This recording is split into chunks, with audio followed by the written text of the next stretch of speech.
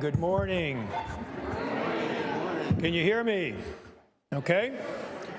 Please rise in body or spirit as you're willing and able to begin our opening hymn, sing our opening hymn, Just As Long As I Have Breath.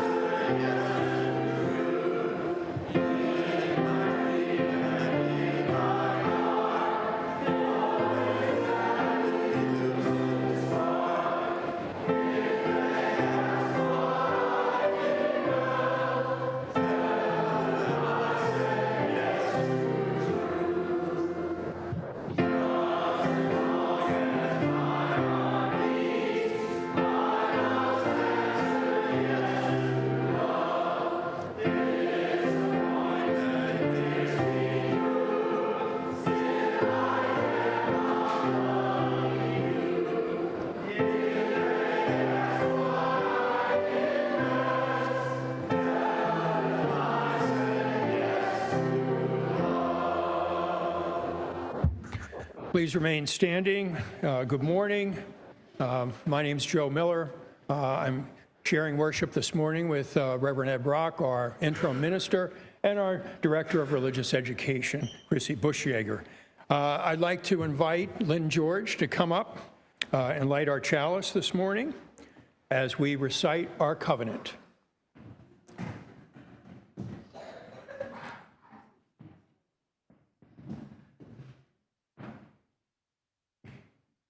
We covenant to embrace one another in generous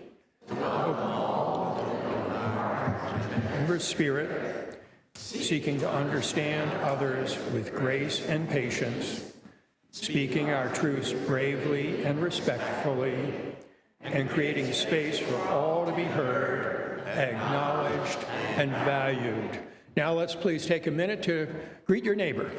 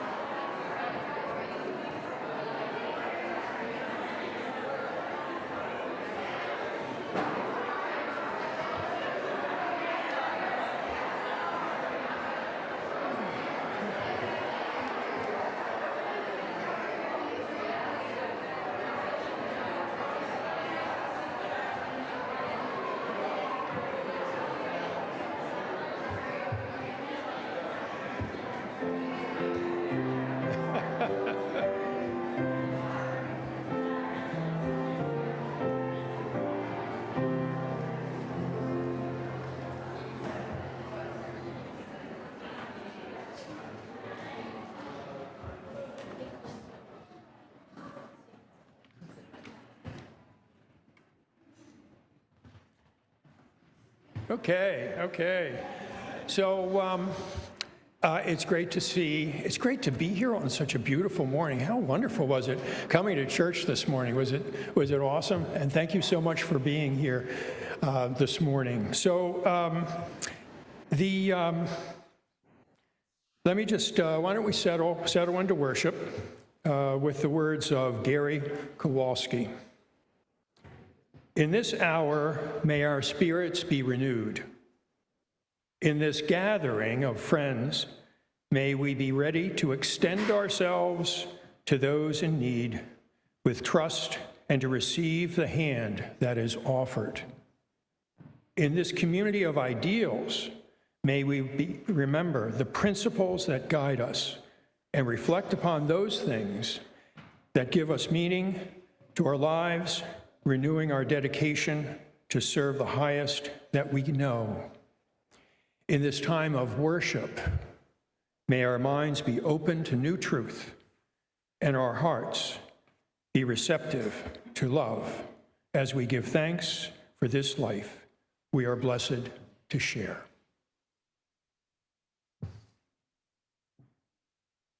Now we'll do our centering song.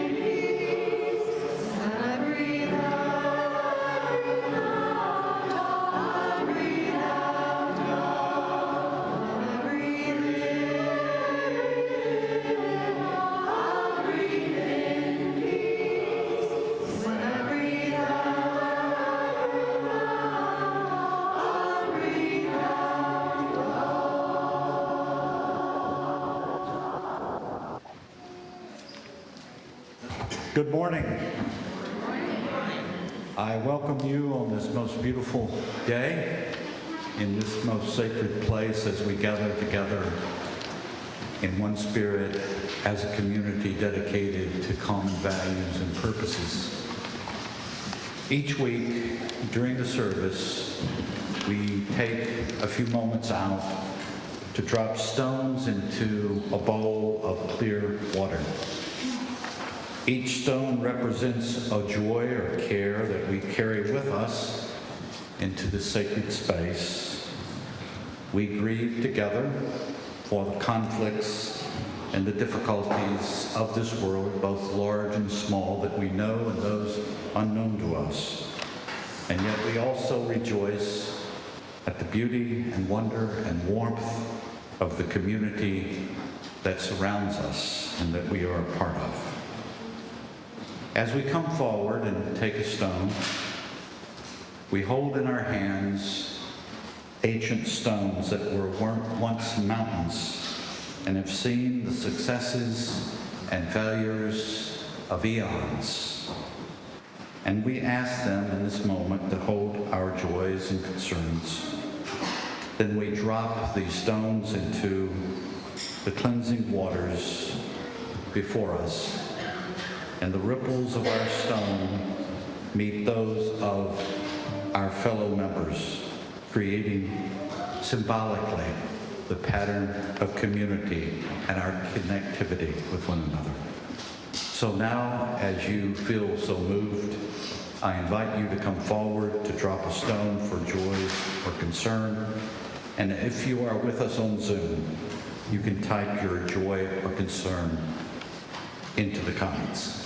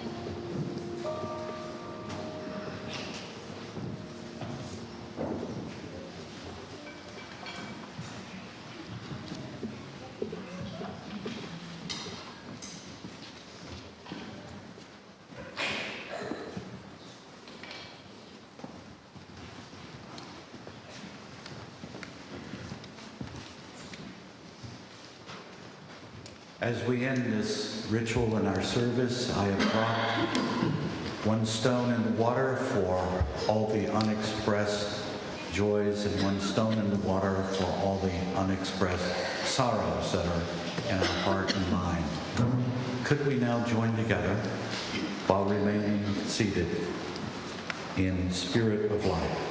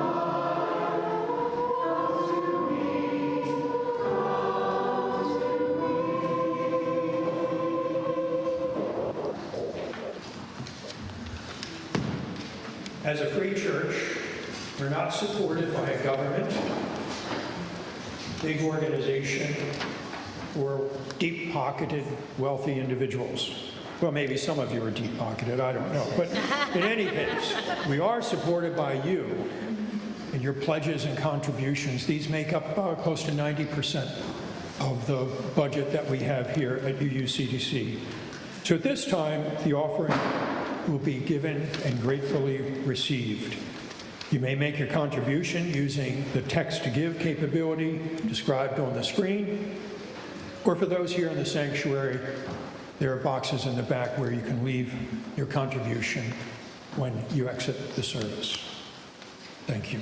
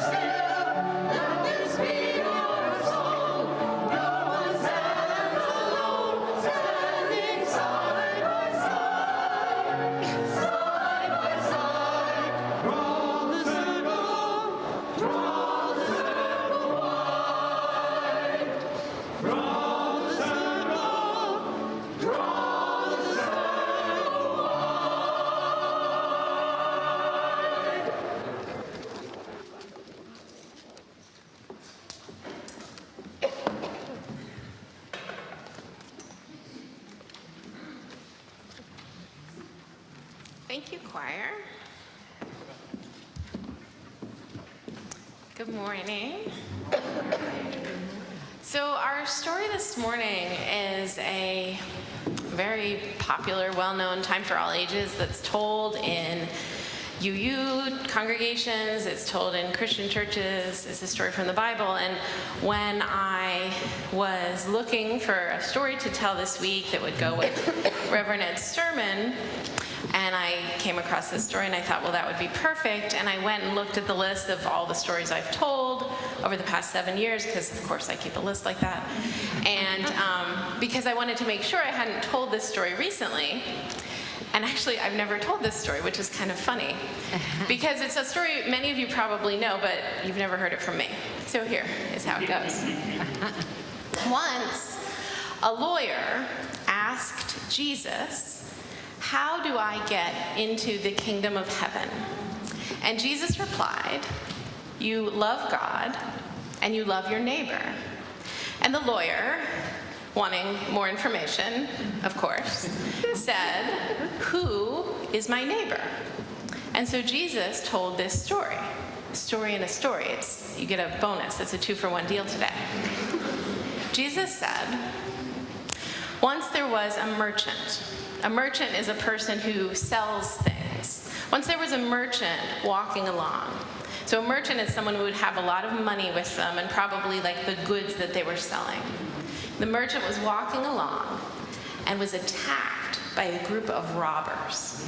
The robbers stole all of the merchant's goods and all of the merchant's money, and not only did they steal everything, but they also beat up the poor merchant. And they left him just lying there on the side of the road. Now, the merchant he couldn't move, he couldn't cry out for help. He was in really, really bad shape after this attack. Along came a priest. And the merchant was excited because the priest was a holy man from the temple, and the merchant thought, "Oh, this is someone who will help me. This is someone who I know should be a helpful person, someone who is trained in the ways of the religious law." And what did the priest do when he saw the merchant who was lying there, bruised and beaten? What did he do? Does anyone know? Nothing. He walked on by. He actually went off to this other side of the road and just scurried on past. My goodness. So then along came a Levite. A Levite was not a priest, but like a second in command in the temple. Also another holy person, another person who had religious duties. DRE. Sure, okay, a DRE. Thanks, Bob, for throwing me under the bus in this story. So along came the DRE. Great. Whatever. And she was walking along and saw the merchant lying there on the side of the road. And what did the DRE do? Nothing. My goodness, what a shame. The DRE in our story walked right on past. Now, along came one more person. This person was dressed very shabbily, was walking along with a donkey. And the merchant saw that this was a person who was from Samaria, a Samaritan. He could tell by the way this person looked. Now, what you need to know is that the merchant came from a country that was at war with the Samaritans. Those two groups of people didn't like each other at all. They were sworn enemies. They hated one another.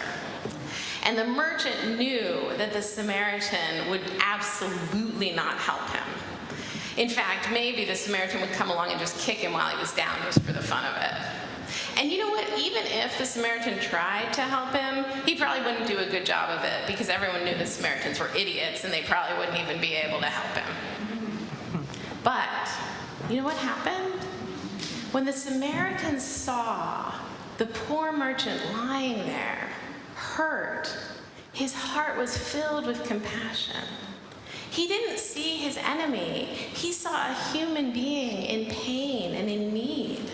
And he went over and he bandaged the merchant's wounds. And he took the man and he put him on his donkey. And he walked him over to an inn, to a place where the man could get care and help. And he used his money to give the innkeeper money so that the man could get a room to stay in. And he paid for medicine and he paid for care for the man. He told the innkeeper to take care of the man until the Samaritan could come back and check in on him. So Jesus said to the lawyer, "Who was the neighbor in this story?" And the lawyer responded, "The man who showed kindness." And Jesus said, "Go and do the same then." Thank you for listening to my story today.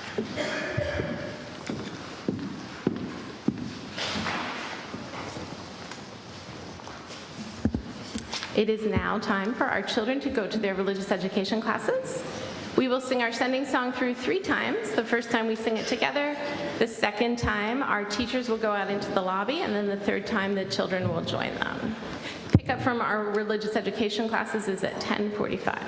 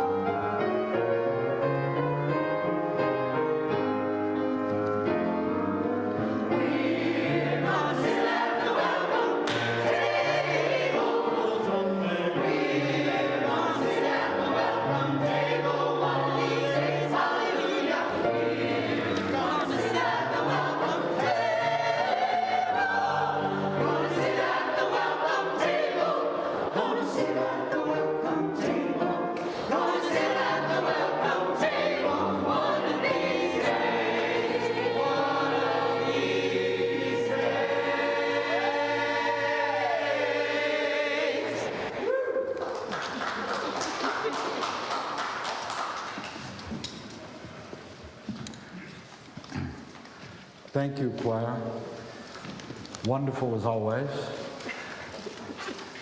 I have mentioned the theme, the minor theme, several times to you as I've spoken, as what is the church for?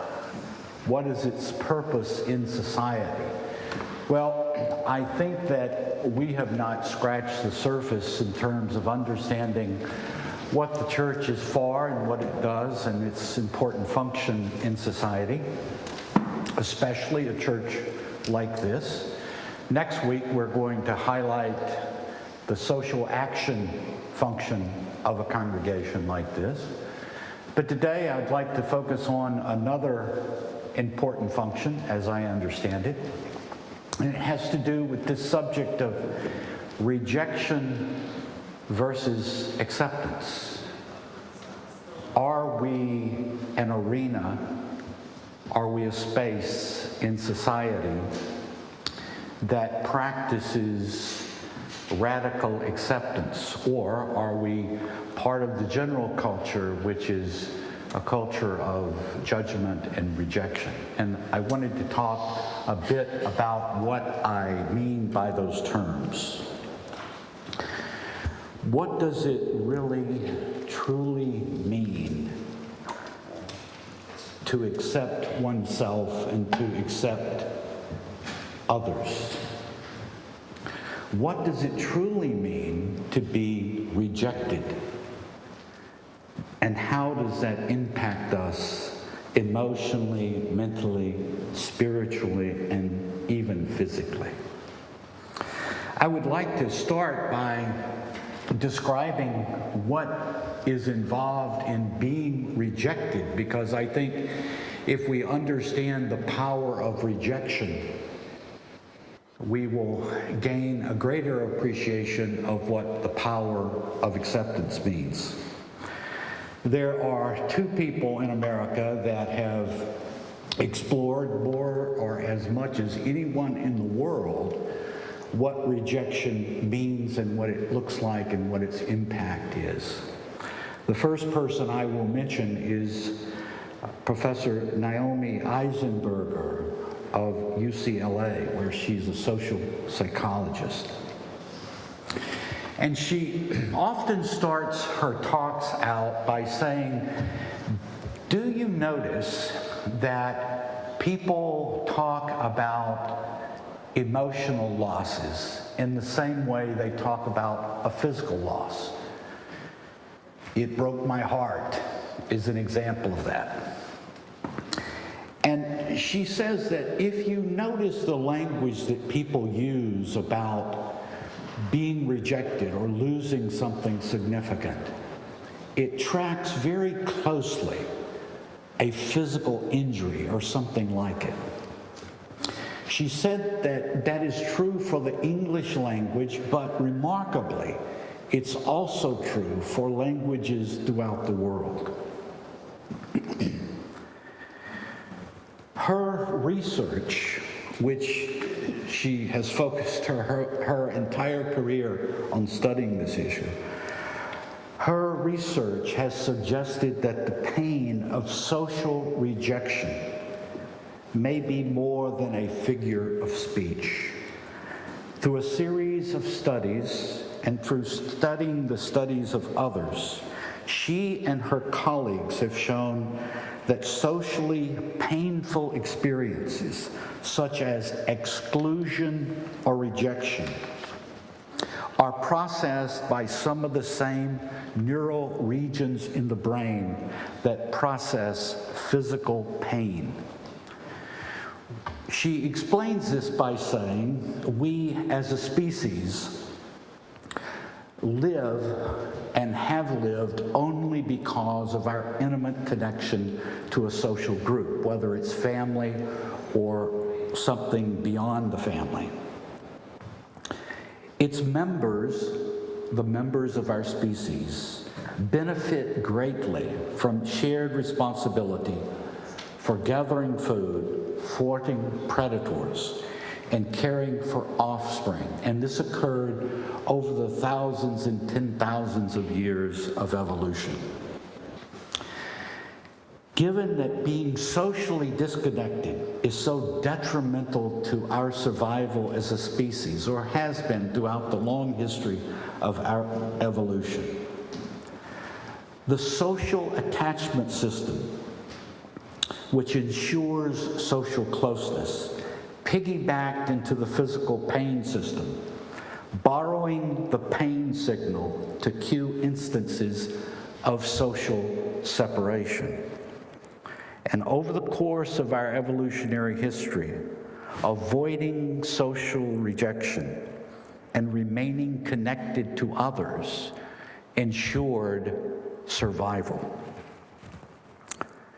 The heartache following a broken social relationship serves a valuable function, namely to ensure the maintenance of close social ties. And so for us as a species, rejection literally hurts us in a way that is analogous to physical pain. A second person I will mention is Professor J.T. Capeppo. He is a professor at the University of Chicago. He's the founder of the Chicago Center for Cognitive and Social Neuroscience and co-founder of the general field of social neuroscience. The experience of rejection leads to the isolation of the person, or what he calls loneliness, and that is what he studied, loneliness, which is the symptom or the condition of being rejected. In his research, he concluded that feelings of loneliness decrease the lifespan and have a huge impact on a wide range of emotional and cognitive processes. Loneliness in his studies, and this is all he studied his entire adult life, loneliness has been associated with personality disorders, suicidal thinking, impaired cognitive performance, and cognitive decline over time, the increased risk of Alzheimer's disease, and increases in depressive symptoms of all kinds. A particularly devastating consequence of feeling socially isolated is cognitive decline and dementia. Capeppo believes that perceived social isolation is tantamount to feeling unsafe and sets off an instinctive and implicit hypervigilance, looking out for additional threats from the social environment. Implicit hypervigilance for social threat then alters the psychological process that affects physiological functioning, diminishes sleep quality, and increases the possibility of an early death. Lonely individuals, he wrote, see the social world as a more threatening place. They expect more negative social interactions and remember more negative social information. And this self-reinforcing loop of loneliness is accompanied by feelings of hostility, stress, pessimism, anxiety, and low self-esteem, and represents a tendency that activates physical and mental and behavioral mechanisms that contribute to adverse health outcomes. So what he's saying is that the experience of loneliness, the experience of rejection, if intense and pervasive enough, fosters a hypervigilance for social threats of all kinds, which in turn exerts a powerful influence on our perceptions, on our thinking, on our cognitions, on our behaviors. Attempts to reduce loneliness by changing the external environment, by giving people more opportunities to be social, helps, his research shows. But more important than changing a person's social environment is changing a person's thinking about themselves and about the world in which they live. The cure for rejection and its symptoms such as loneliness and all the negative mind states associated with rejection are heavily dependent upon a shift in thinking toward what we might call radical acceptance. Tara Branch is a spiritual teacher and a Buddhist meditation teacher in the Washington, D.C. area.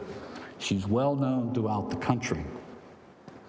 And in her thinking, she developed the idea that at the core of rejection, which fosters loneliness of all kinds, is what she calls the trance of unworthiness. The trance of unworthiness. And that radical acceptance dismantles the foundation of this trance. She writes, as a friend of mine put it, feeling that something is wrong with me is the invisible and toxic gas I am always breathing. When we experience life through this lens of personal insufficiency, she writes, we are imprisoned in what I call the trance of unworthiness. Trapped in this trance, we are unable to perceive the reality of who we really are. She goes on to say that fear of being a flawed person, of being someone that has a deficit, someone who is not good enough, someone who is insufficient in some way, lays at the root of this trance. And I, she wrote, have sacrificed many moments, many days, many years in trying to prove my worth. I inhabited a self-made prison that stopped me from living life fully. The idea of radical acceptance is at the core of Unitarian Universalist tradition and history. The idea of Unitarianism was based in part on this idea that we are part of one great life, that no one is better than another. The idea of universalism came with the concept that we are all equal, that none are excluded. And throughout our history as a movement, we have, at least in theory, embraced this idea of radical acceptance. But do we really understand what being a community of radical acceptance means and entails? Do we understand the power of the trance of unworthiness, as Branch describes it? Radical acceptance is a very powerful force. We know that because we know that radical rejection is an incredibly powerful force, affecting people mentally, emotionally, and even physically and cognitively. Radical acceptance means that we accept other people as they are, not for what we think they should be or ought to be or need to be. It means really letting go of the idea that other people need to be our version of what they should be. But at the same time, radical acceptance does not mean tolerating abuse or danger or manipulation. Radical acceptance also involves accepting ourselves fully for all our flaws and imperfections, and not judging ourselves by some standard we have picked up from the internet, from society, or from any other source. Radical acceptance of ourselves does not mean that we do not attempt to always try to be more mature, more principled, more ethical as persons. For trying to do these things is a form of self-love.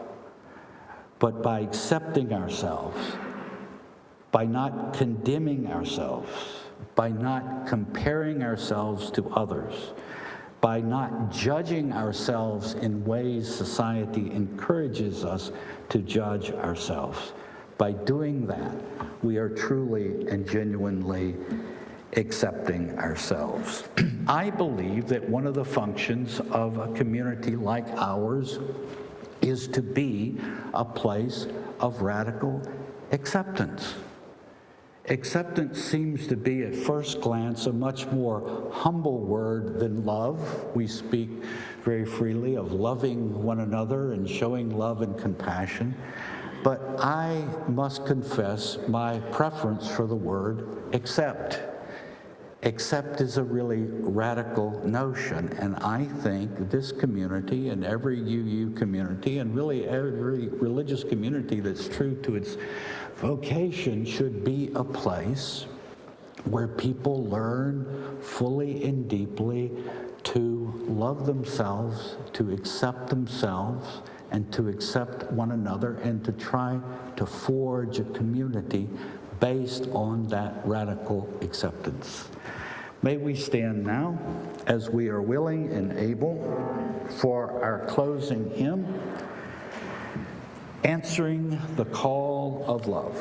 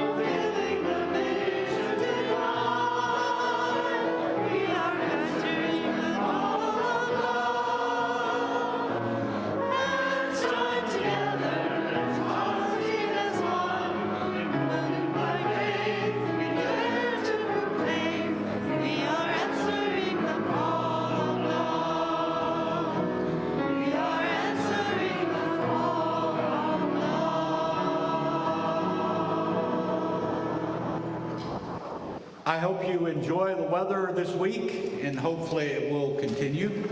I'd like to ask you to join with me in our benediction as Joe extinguishes our chalice. For those who come here seeking God, may God go with you. For those who come embracing life, may life return your affection. And for those who come to seek a path, may a way be found, and the courage to take it. step, blessed be.